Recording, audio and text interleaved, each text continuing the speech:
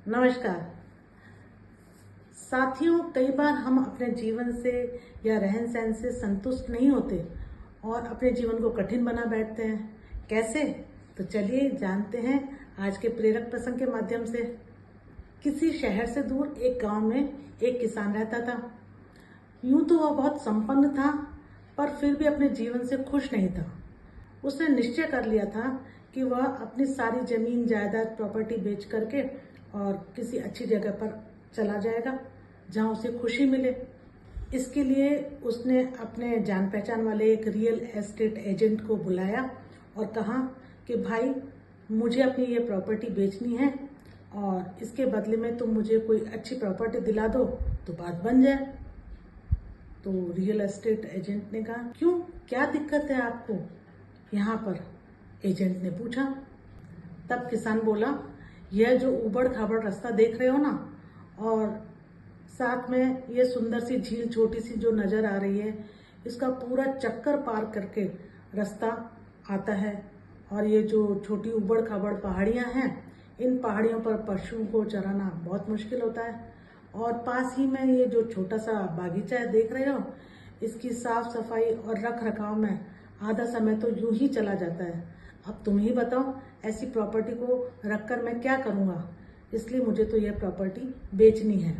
तब property dealer ने सारे इलाके को घूमकर पूरा जायजा लिया और किसान से कहा कि ठीक है, कुछ दिनों बाद मैं किसी अच्छे ग्राहक को लेकर के आता हूं। और यह कहकर एजेंट वहां से चला गया। इस घटना के एक दो दिन बाद जो किसान था, वह अखबार पढ़ रहा था सुबह कि शायद अखबार में किसी अच्छी प्रॉपर्टी का विज्ञापन दिख जाए ताकि वह अपनी प्रॉपर्टी बेच बाच कर अच्छी जगह चला जाए। तभी उसकी नज़र एक अच्छे से विज्ञापन पर पड़ी जिसमें लिखा था, बसाइए अपने सपनों का घर एक सुंदर शांत जगह पर जो कि प्राकृतिक सौंदर्य से घिरा है, सुंदर झील और पहाड़ियों के बीच, शहर की भीड़ भाड़ से कुछ दूरी पर। बसाएं एक सुंदर और स्वस्थ आशियाना। विज्ञापन देखकर किसान को बहुत खुशी हुई और यह ब्यौरा तो उसके मन मुताबिक ही था जो विज्ञापन में लिखा था। उसने उस विज्ञापन को बार बार पढ़ा और तब कहीं ना कहीं उसे ये लगने लगा कि यह विज्ञापन तो शायद मेरी प्रॉपर्टी का ही लग रहा है।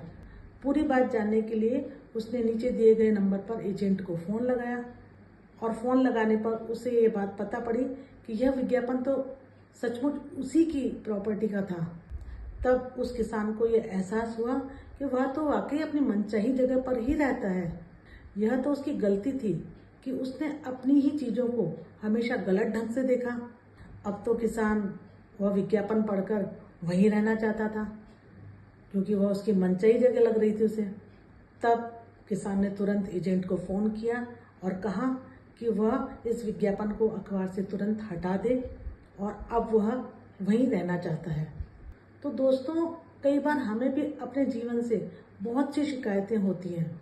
हमें ऐसा लगता है कि हमारा जीवन ही सबसे ज़्यादा बेकार है, या हमारी नौकरी में ही सबसे ज़्यादा प्रेशर है, या कभी कभी हमें अपना जो व्यक्तित्व होता है वो सबसे ज़्यादा खराब लगने लगता है। पर क्या कभी आपने दूसरों की नज़र से अपने जीवन को देखने की कोशिश की है? क्या आपका जीवन वाकई इतना खराब है, या आपने उसे ज़रूरत से ज़्यादा खराब बना रखा है?